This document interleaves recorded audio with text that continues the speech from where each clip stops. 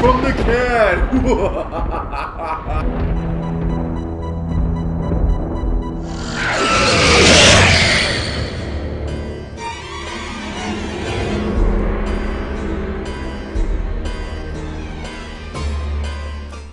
Everybody, welcome back to Filmcan.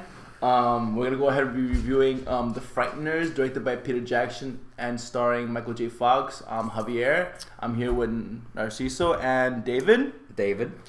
And we just watched it just now. We're gonna be discussing it and reviewing it and giving you guys our output into it. All these murders that have been going on in Fairwater, they're gonna pin them on you. From Universal Pictures and Robert Zemeckis. You're next, pal. And acclaimed director Peter Jackson. We don't stop till the screaming starts, you dig? The Frighteners. David, would you mind starting with maybe the plot? Mm-hmm. Okay.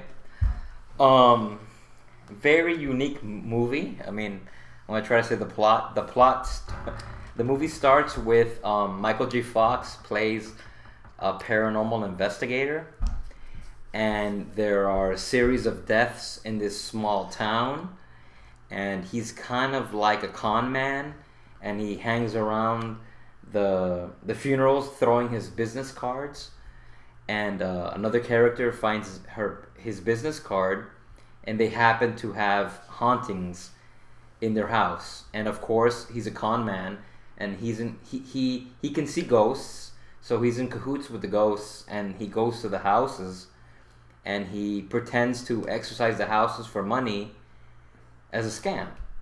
And that sounds like the plot of a regular movie. Yeah, and then but that's not what the movie... Yeah, it takes a dark twist. Yeah. What the hell are you staring at? What's with the number? Maybe midway, maybe a little bit before midway, in which he starts to actually see glowing numbers engraved in people's forehead, and he doesn't understand why. And they're pretty much the order of number that you're gonna die by the Grim Reaper himself in the town. Yes. Well, we think it's the Grim Reaper. The town has a history of deaths, and by the time the movie starts, the numbers are continuing. And then there's even more than that. Yeah, there's a side plot too in the beginning of the film where I guess one of the female characters, whatever, she's very much obsessed about with murders and serial killers. So she watches a video regarding a mass execution that happened, I guess, in the insane asylum or in a hospital or something, right? Yes. Now, and the killer of that mass murder got executed, but he ended up killing 12 victims, and he had a female accomplice, which was 13 and was in love with him. So there's a backstory to that, and then all the murders that happened after the fact, the ones we were talking about where everyone was having their numbers engraved, had a lot to do with that particular mass murder, and also a lot to do with how Michael J. Fox's character actually started seeing these ghosts. And it stemmed from an incident which I guess his wife got killed or something like that, whatever, because they were having an argument, whatever. And he actually saw, I guess, her body actually had an engraved 13 on her head, and it was actually what happened at the mass murders was they actually had their numbers engraved on their heads as well, coinciding on the order in which they were killed. So that was pretty interesting. I mean, the fact that we can't really explain the plot so quickly is the fact that how the movie's so awesome, because that's not even the rest of the movie. Mm-hmm. Yeah, I mean, it starts off as a gifted con man who actually has the sight, and he actually has two buddy ghosts that are helping him con people. Then it turns into the Grim Reaper is killing people in the town off in a numerical fashion, and then it ends up having a huge twist in which the Grim Reaper is actually the ghost of the serial killer.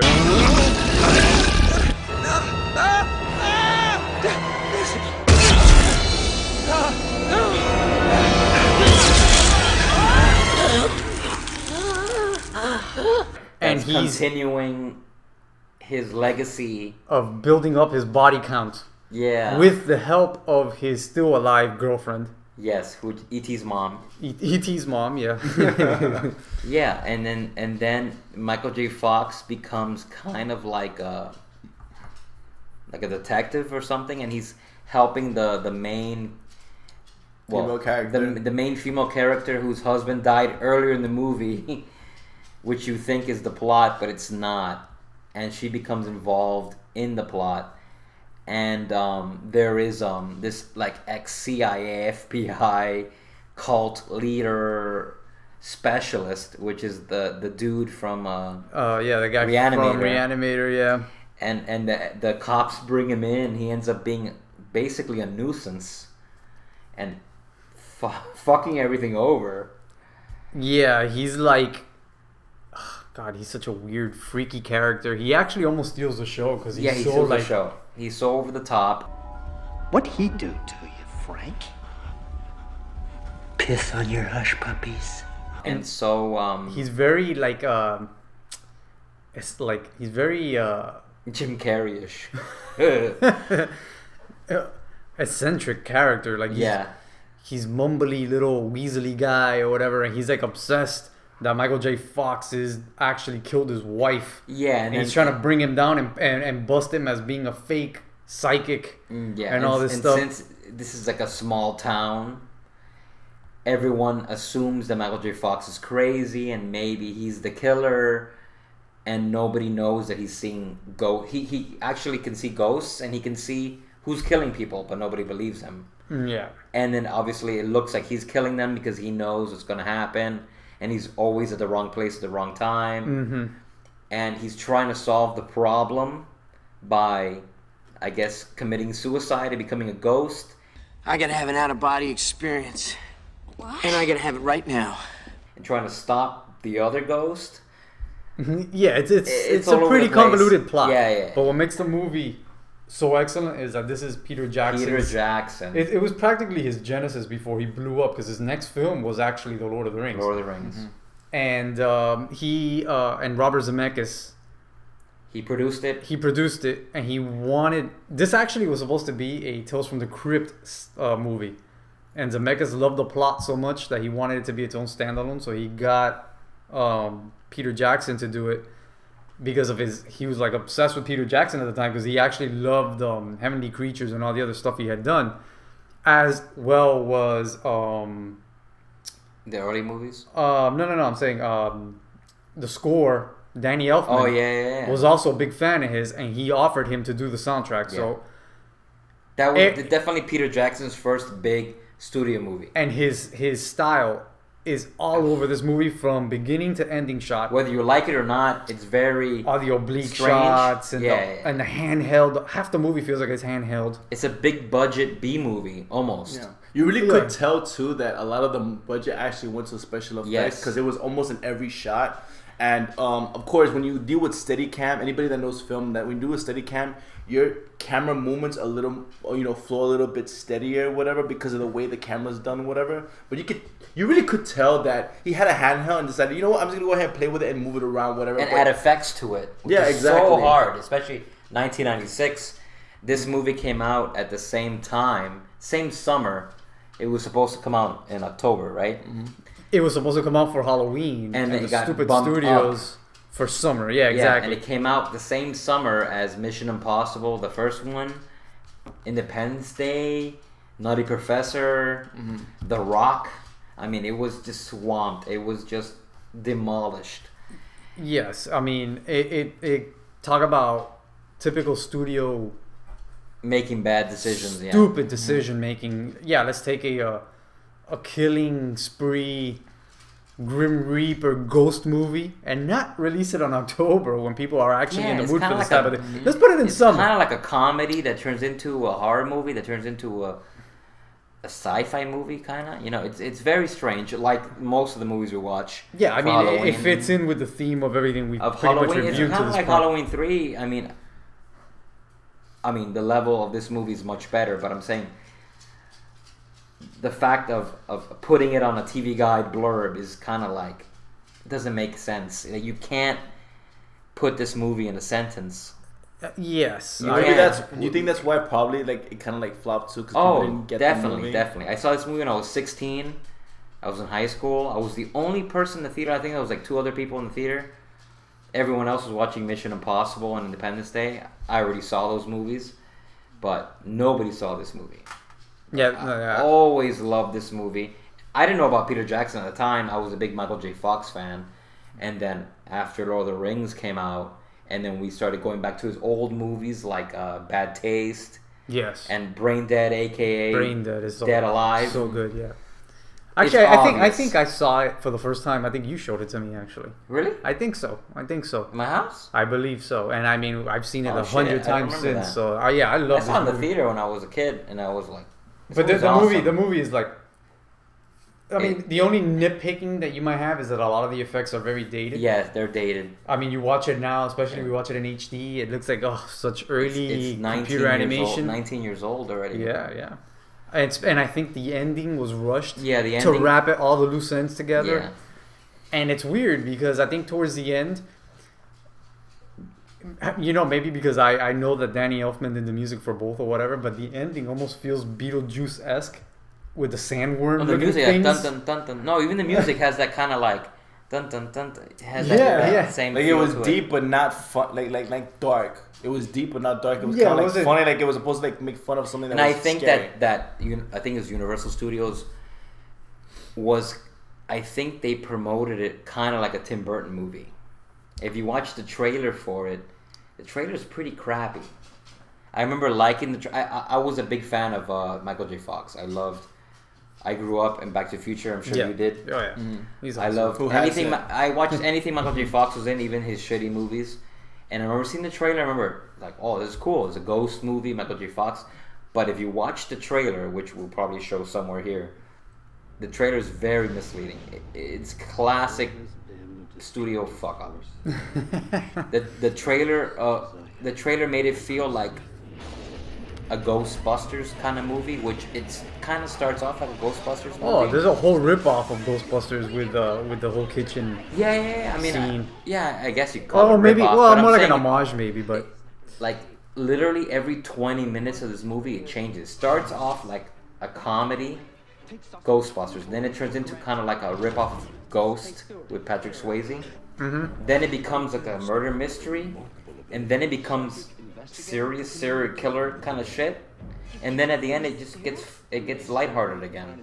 It's yeah. very The strange tempo movie. is all over the place. Absolutely, Yeah. it is. Yeah. And I think that was But- like the main as far as nitpicking goes. I know we're talking Yeah. about nitpicking that Yeah. kind of thing. I think the nitpicking goes too that it's very uneven because it doesn't stay consistent No. of tone. But anyone that sees this film, I think I would say it is refreshing too because you're not looking at it's gonna be a romance movie. Okay, it's not gonna be a romance movie. It might be a comedy movie. Oh, it's not a comedy movie. It's a scary movie. I'm like, oh wait, it's a serial killer movie. Exactly. So you just never know. So I think it keeps you on your It toes. keeps changing on you. Right.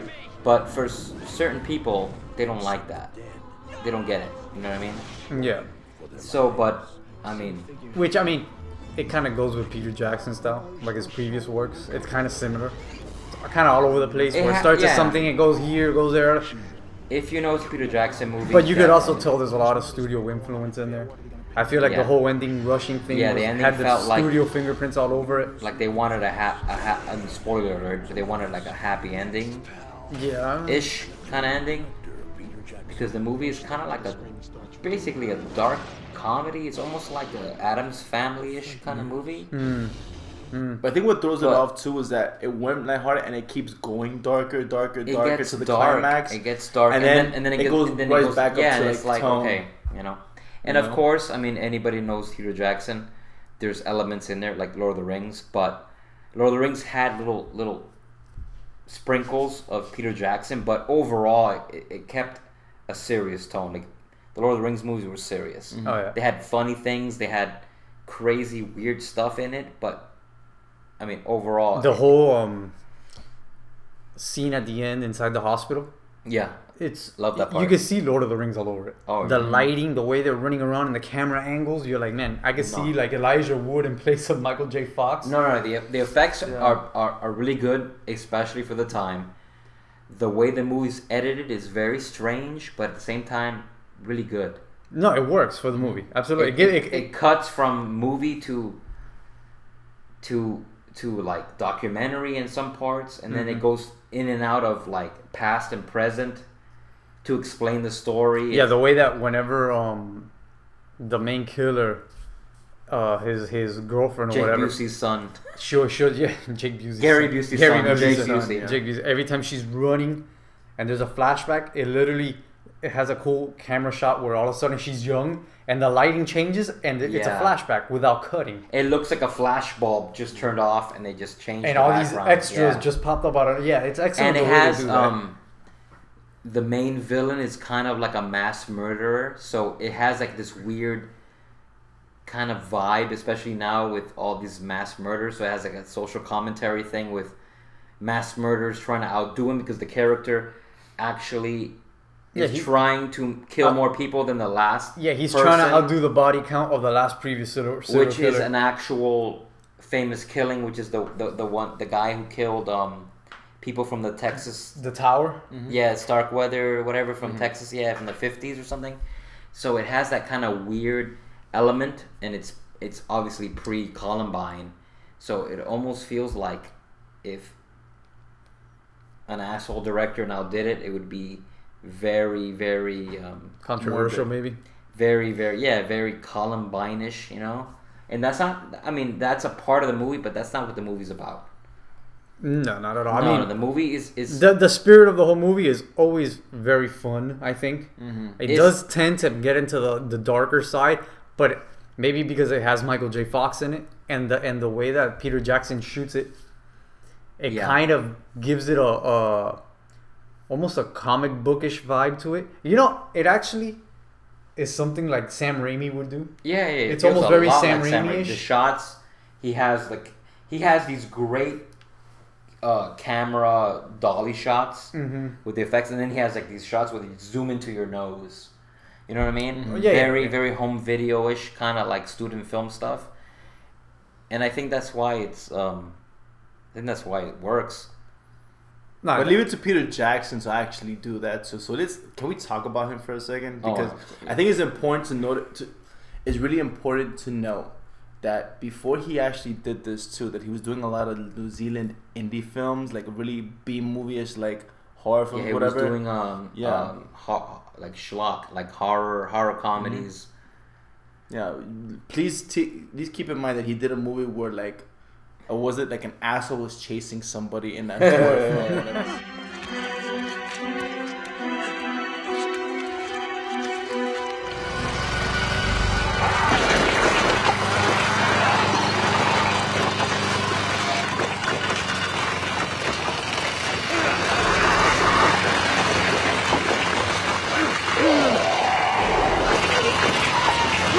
So he went from that to graduating to a Hollywood film that Zemeckis pushed for with Michael J. Fox in, and then even though again it did flop, whatever, it was kind of uneven, that kind of thing, whatever. I say whatever a but the lot. product was great. Yeah, the product was and great. it was obvious that he was talented. Yeah. And what he did after was Lord of the Rings. So he did a complete gradual, like he graduated from like doing indies to Hollywood, from Hollywood to complete epics. And unlike most nowadays, where they get a very young director who's done maybe some little indie film on his own or whatever, and Josh Trank. they don't groom him and they throw him. Yeah, Josh Trank. And they just throw him on in there with a huge budget movie, and then they flop and they go crazy and destroy a house and zip themselves up in a tent. He was not a young. He was seasoned. He was seasoned. He's been doing his own thing for a long time, and everything that they threw at him, I mean, look at him. He went from New Zealand indie films to The Frighteners, and immediately to one of the most epic trilogy, now double trilogy, Hollywood super blockbuster movies. and He did one of those King Kong. films, No, of and one of course. those films, we're gonna. And speaking King of Kong. King Kong, and one of those films did win an Oscar for Best Picture. You know, so Yes. think about that. Yep. And in addition to what you said about King Kong 2 as well, no one probably doesn't know this, but they pitched him King Kong first before he did Lord of the Rings, and because he did Lord of the Rings, he got the budget for budget for King Kong. Yeah, he was actually working on King Kong after The Frighteners.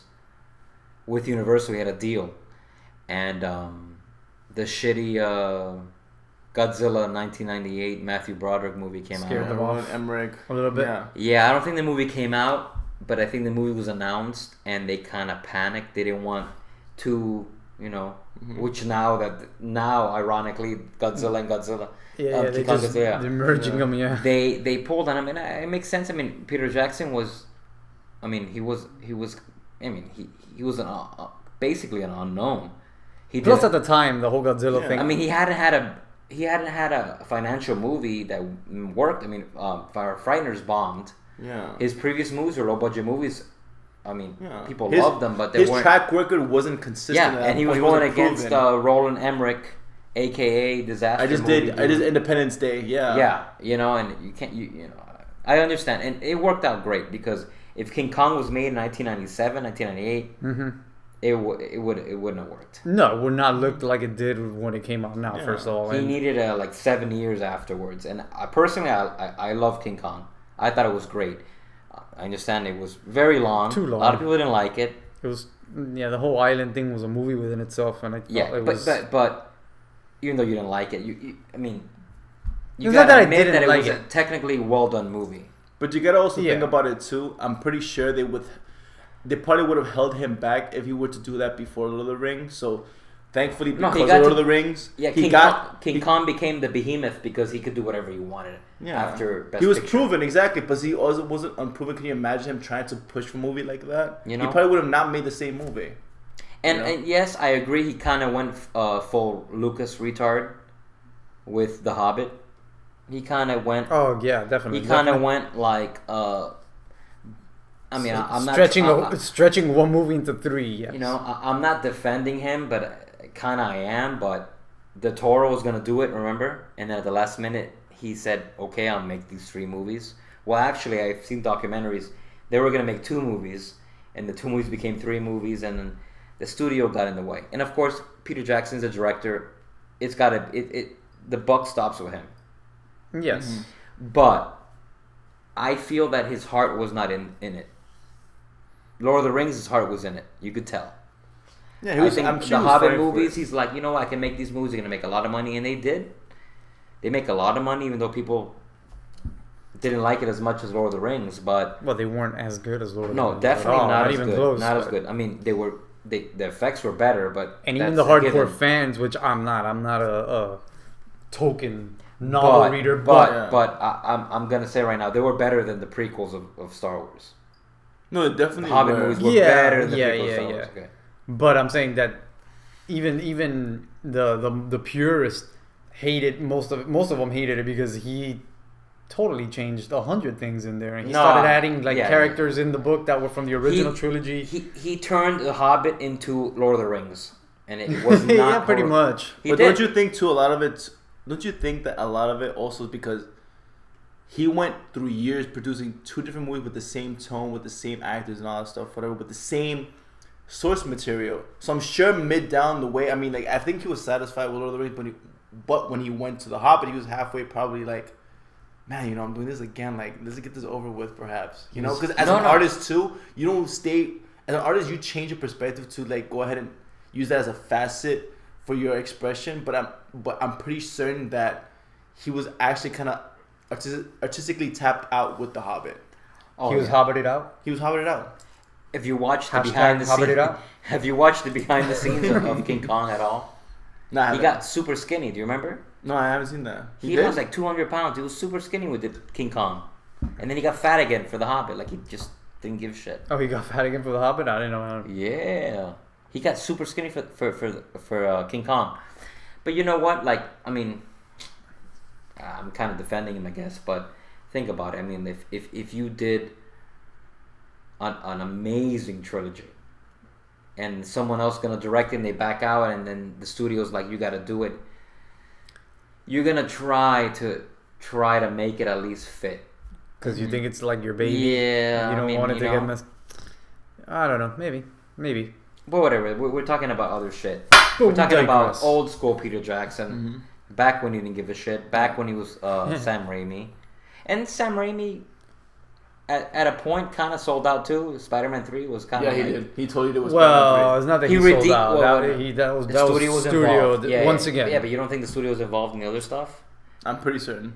Yes, but once something gets to be a cash cow, Yeah, the but- studios get all up on that shit, and you know it's true because now that, I mean, I'm hoping Disney doesn't do this to Star Wars, but it already seems like it is because they're like, Well, with Star Wars and I Marvel, think they're gonna the same do it to thing. Star Wars. Right now, I think it's in good hands with JJ. but he's only doing this one. Exactly, One. and then it could go to shit. It could go to shit. Yeah. They're turning. They got Rain Johnson doing it, and Rain Johnson's famous for Looper. Side note: pet peeve of mine is not everything has to be an extended universe bullshit. No, Marvel did it, so now everybody needs to copy Marvel because they make hand over fist Until Marvel falls. until the bubble bursts. Exactly. Yeah, exactly. And then Yeah. Marvel falls, and everybody. Which I believe, Which is it's already right around the it's corner. starting already to Yeah. happen. I mean, Ant-Man was a good movie. Didn't make that much money. They have like 20 movies slated for 5 years. Yeah, it's That's ridiculous. Way too much. Actually, funny how you mentioned that too. What made it worse too was that not only did they extend the entire like schedule of adding movies in there, and we're not even talking about They we're not even talking about changed Disney. them earlier.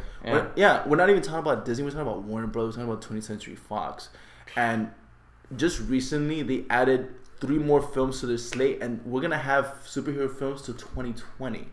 You know. Yes. So it's gonna be an oversaturation with stuff, and like I think we said it also in a prior podcast before. And then Ghostbusters is rumored to have like an extended universe. Oh, God. Yeah. It's like, come on. Oh, that's what I'm saying too, and I've said this in an earlier podcast too, and this happens every single time in Hollywood. We're always gonna have a genre of stuff that's gonna be successful because we're gonna have auteurs, like artistic directors, and not just like directors for hire, involved in putting in their artistic input in these films, right? But sooner or later, when they become successful and making a lot of money, and their budgets start ballooning, that's when the studio's interfering a lot more than they're going to because they're afraid of a flop. Because once you invest a lot of money in there and into something like that, there's gonna be a lot more control, and I'm pretty sure that's what happened with Peter Jackson as well. The whole superhero thing is gonna burst, like you said, just like the westerns burst. Oh yeah, It's gonna burst big time because And then you're gonna even see the Avengers sequel, which is Avengers, was almost the highest grossing movie of all time. It was Avatar, Titanic, and then Avengers, and fucking Avengers 2. I mean, it made a lot of money. it made $1 billion dollars. Yeah. Underperformed, and fucking Jurassic World, which was okay. Have you seen it yet? No. Every time I walk in this shirt, people are like, oh, no. When I watched The Martian today, the girl, sorry, I thought I had the shirt on. Skynet, what are you I talking about? had it on earlier. The girl's like, oh, I love your shirt. I'm like, yeah, first one's the best, and it's true. You know, I was with you. I saw your face after it came out. No, the original's the best. Of course it is. That'll be another The podcast Jurassic too. World, but I was just saying Hollywood Jurassic plot. World is an okay sequel. If that was part 2, erase Lost World and Jurassic Park 3, would have been wow. But it's basically the same fucking movie. That's a Have you different seen? podcast. Have you seen Honest Trailers? No, They make fun of it. It's the same movie. The movie almost. The problem with sorry, we're going into a But different. this is Hollywood 101. Doesn't matter, This doesn't is matter, important, doesn't guys. This is our Hollywood last 101. before Monster Squad. The problem with Jurassic World is that it's technically a sequel because they refer to the original movie, but it's basically a remake, and that's the problem. They keep reminding you about the first movie, and you keep saying, "What the fuck am I not watching the first movie?" No, Yeah, you're right. it's You're true. absolutely right. And that was your daily David rant. Yes. No, trust me. We walked out of the movie. Javi was basically crying. He was crying. I was upset, guys. I'll be honest with you, but that'll be for another podcast it's another because that. podcast. But I admit, David and I have very good talking points about that, and I think you guys would agree. Let's talk about Michael J. Fox. Let's talk All about right, Michael let's J. talk about Fox. Michael J. Fox. God, can some no? Honestly, he has a good range, and which is sad too. I just read this right now. That's his last leading role on a feature film before he actually, The TV show. He decided in that set, I'm going back to TV because it takes too much time away from his family. And I think maybe around that time too is maybe when the Parkinson's started to really He get found bad. out he had Parkinson's during Doc Hollywood. Yeah, it had been going on for a long time. He but was hiding it, and I think by that point it was obvious. And I honestly, I think Robert Zemeckis, literally, he's the reason he made the movie. Oh yeah, I'm sure he did. He did it for Bob. Yeah, he didn't know who the hell Mike Peter Jackson Jackson was or gave a shit, but He's really good. He's super underrated. There's a lot of Michael J. Fox movies that are really good. I love Michael J. We're Fox, talking man. He's about it. awesome, yeah. He's underrated. He's really good. Yeah, and I think you see it more in this film too because, I mean, what's sad He's older and he's kind of more- older and he's fidgety and he's just more realistic, you know. I think the fidget thing works for him too. I don't want to make fun of any. No, as we're far not as making I fun go. of him. No, I'm even saying, before the whole he was Parkinson's, he was in always Back a to the fidgety. Future. He was always Yeah, he's always. But I think he let it out more too because I think it was the essence of his character, the fact that he went through such a traumatic thing, and he had to. I kind of like sell the fact that he's trying to investigate something that it added to his character.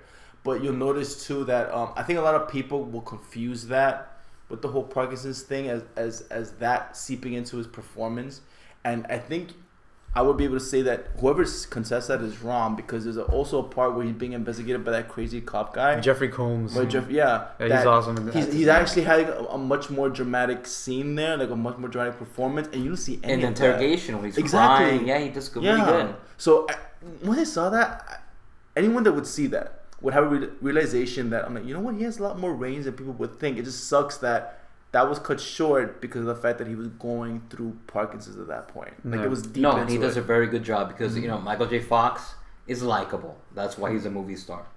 Sure. And the movie starts with him being kind of like a Michael J. Fox bullshit artist, and then it becomes him. You learn about his secret about his dead wife and everything, and then it becomes him. You kind of like realize, okay, well, this guy is like, what is it to live with the fact that you see dead people? Kind of like the Sixth Sense. Yeah. But and then toward the end, he's trying to like redeem himself and trying to become the hero at the same time. It was a really good movie. He does a really good job. Yeah, it was. I think the best scenes are actually Toward the end.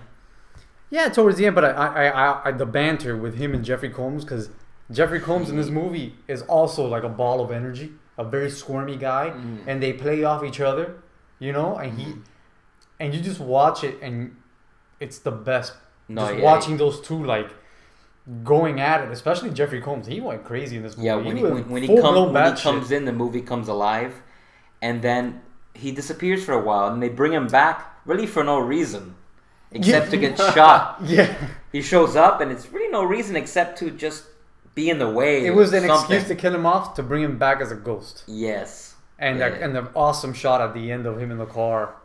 And I guess let's talk about the ghost effects. I mean, at the time they're pretty well done. They're all shot. They're all see-through and they're all shot in a separate pass. Yeah, you can see where the Lord of the Rings Ghost Army look came from this. I mean, I don't think Weta existed with this movie. He kind of... No, I think it was created for this movie. What? Weta was created for this movie. For the Frighteners? Yeah. Oh, I didn't know that. So there you go. That's where it all ties in together. But you, like I said earlier, his fingerprints are all over this movie. If you watch Lord of the Rings and you're a big fan of his, this is the sort of the catapulting film from smaller local indie director to big time Hollywood. This is the middle ground for him. So we love this movie. That's why we chose it for our Super Halloween lineup. And we have one left, which is going to be Monster Squad. And we're going to do it live. Well, not live, but we're going to shoot it in an actual cafe. We're going to have like a watch party with some kind of special things going on. Monster Squad. Monster Squad. And that pretty much wraps it up, man. You guys, how do you rate it? We're gonna do ratings now. Out of what, 4? No. We're gonna make our own rating system. We can start now. All right, 4. so we're gonna do 1 of 4 film cans. How many Honestly, film cans you give this sucker? I'll tell you the truth, man. I'll give it 4. I think this 4? movie. Yeah, this movie is old. Stands the test of time. I think it's great. It still works. I think if you're a little kid, it still works. I think if you're our age, it still works. I give it 4 stars. I mean, 4 stars? That's pretty high. I mean, 4 cans. yeah, I think this movie. The only thing that could have been done better is the visual effects, which they couldn't do at the time. I think it's a solid movie. I really do. I think it doesn't even fit our we've done a couple cheesy movies, but I think this movie actually fits. Like, Yeah. I love this movie. I've always loved this movie. I love this movie as well. I'm a little bit tougher. I give it a 3. 3.5? 3? I'll give it a 3. There, I don't go in betweens. It's either 3 or 4. I'll give it a 4. Only because maybe there's a lot of plot that holes and like they wrapped it up too quickly at the end. But The ending. that's okay. the only reason I even hold back a little bit. I wouldn't call it a plot hole. though. Well, yeah, I guess you're right. Shut up. I mean, yeah, it could be 5, but honestly, I'm like, for something for me to give it the full rating, it has to be something out of hand. That's fair. I love this movie. 3 is high for me, so I have no complaints. I love this movie. I love Michael J. Fox. I love Peter Jackson. I love the whole atmosphere and style of it, so that's highly rated for me. I'm gonna give it a high 3 as well. I do remember telling you guys too that when Frighteners came out, I never really haven't heard of it because I spent all summer, obsessed with Independence Day. So when it came out, Of course. yeah. So Most of us did. Exactly. So when I saw it on Blockbuster, I'm like, wait a minute. I grew up on Michael J. Fox. So you telling me there's a Michael J. Fox movie that no one saw? I remember seeing it. I remember loving it too. I was like, wow, this is crazy because it's kind of scary and it isn't.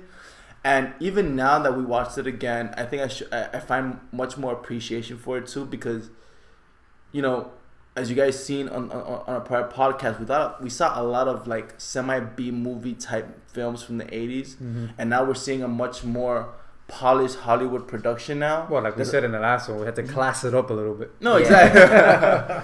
So the fact that we saw something that was fun, and even though it was scary. I mean, we did make fun of the other movies for the B quality, but I don't think we did that at all on this one. We a lot of it was us kind of praising how it looked and how it was kind of shot, and the fact that we had fun with it. Yeah, we all saw it already, so we were just watching it again together. Mm-hmm. Yeah. This is the type of movie like if you've seen it before, there's nothing to complain about. You're just gonna watch it the whole time and love every minute of it. Yeah. I will admit though, there is a plot hole that I did not like. Ooh, plot hole. Right. My face. Speaking of Okay, plot man. holes, there's a scene too where I guess Michael J. Fox's character is a ghost and trying to. I guess there's a female antagonist, whatever, about to kill the female protagonist. And if you notice in the film, for these characters to become ghosts, they actually have to die. But he actually captures her spirit from hugging her and just pulling out of her body. He was dead. She was dead too. No, how was she dead? She wasn't dead yet. She was about to kill her, and he just hugs her, grabs her, and just pulls it out without killing her. She wasn't dead? She wasn't dead yet. Plot hole. Remember how I told you that was a plot hole? 3.5. Sorry, 3.5. She wasn't dead? She was not dead. She was color when he pulled her She soul was out. color. She was about to kill the female protagonist in the film because I guess she had like that big hammer with Oh a right, sickle on it. but Johnny Bartlett, the death, he was able to pull him out of live people. So Was he? I don't yeah, remember that. he pulled. No, he killed them first, and then they became ghosts. No, he pulled the hearts out of people when they were alive. He Remember? would stop their hearts. He wasn't pulling out their Yeah, souls. he was stopping their hearts, and then when they died, that's when their souls came Exactly. out. Maybe that's what he did. Yeah, I don't know. I can't say. I think it's You know- hard you to know- determine that. No, it's hard to determine that because half the time you know these people were dead because he was grabbing their hearts and they were dying. So when they were dead and lifeless, that's when they came out of their bodies because you saw but them dead they first. were dead because he you pulled know? their heart out. But I don't understand. I don't think I can Maybe agree he with was that. able to do the same thing. I don't think that was but he didn't do that. But if you look at that scene, He's whatever, fucking Marty McFly. He could do Listen, it. grabbing her, and she's still fidgeting. And then when she's fidgeting, he's grabbing the ghost, the spirit out. and Okay, he's grabbing I her. get that, but why does Jake Busey's son? He's pretending to be death, right? Right. Throughout the whole movie.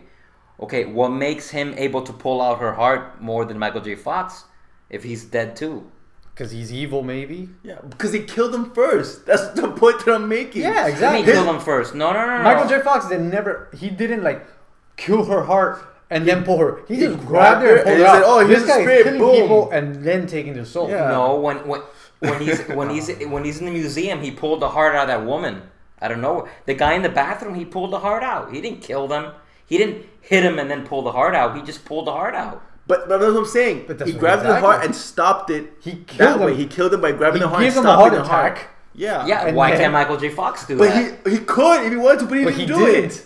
All he did was bear hug her and pull her up. Hashtag can rant. Hashtag can rant. Listen, please, guys. All right, hashtag Universal Studios is a piece of shit and we fucked up the movie. Listen, guys, please leave comments. Do you agree with him or do you agree with us? I say I'm with him. The guys in Halloween 3 were fucking robots, I'm telling you. If Tom Atkins could put on pants and his nuts don't chafe, then fucking On Michael J. corduroy Fox pants of all can pants. pull out your corduroy whatever. pants. Tom Yeah, Atkins okay. should have been. All right, Tom 3.5. Atkins should have been done. Bottom line, All right, I give it 3 reconsider. cans. You're right. 3.5 for the ending. I haven't seen this movie in a long time. The ending was kind of very... Quickly Hollywoodish. wrapped up. Yeah, it was Hollywoodish, very yeah. like tacked on. Okay, 3.5. But And the effects are very Spawn. Spawn came out after, so that's not even... That's a compliment. Yeah, that is a compliment. No, the effects... You can't knock the effects. The effects... 1996, those effects were top notch. State of the art. But I'll So give it overall, 3.5. We agree? 3.5. 3.5 cans? Yeah. 3.5... With our new rating three- system, 3.5 cans. 3.5 Frankensteins. So, drink them if you got them. All right. Well, wait, before we What? clank, next episode, cult classic, the best movie ever made in October. You haven't seen it yet, right? You I have haven't not seen it Oh yet. my god. I'm gonna have my cherry pop. Okay, so I'm we'll sorry. see that. We're gonna have a camera on you for 88 minutes. We're The gonna put movie a is GoPro. 80 minutes long. I'm being exploited, guys. This is a Halloween exploitation film. We're gonna watch. What's it called? Yeah, Monster Squad. Monster Squad. What is wrong with you? I'm thinking Rock Until You Drop. The song from the movie Monster Oh, Squad. God. Oh my god. Wolfman has not. I want to see the movie right now. It's so good. So good. Yeah. All right. You're in for a treat, my friend. I'm in for a treat, guys. The most politically incorrect kids movie in the world. And They you say guys, the word- Emulate you, bitch. They say the word Nazi. They say the word faggot. They say fat kid. One character is literally called Fat Kid. That's some great screenwriting right there. Dracula calls an 8-year-old girl a bitch. Wolfman has nards. Frankenstein says bogus. wow. Yes. There is a fucking what do you call A it? warping. A warping tunnel? into limbo. Drink them if you got them. Till next time.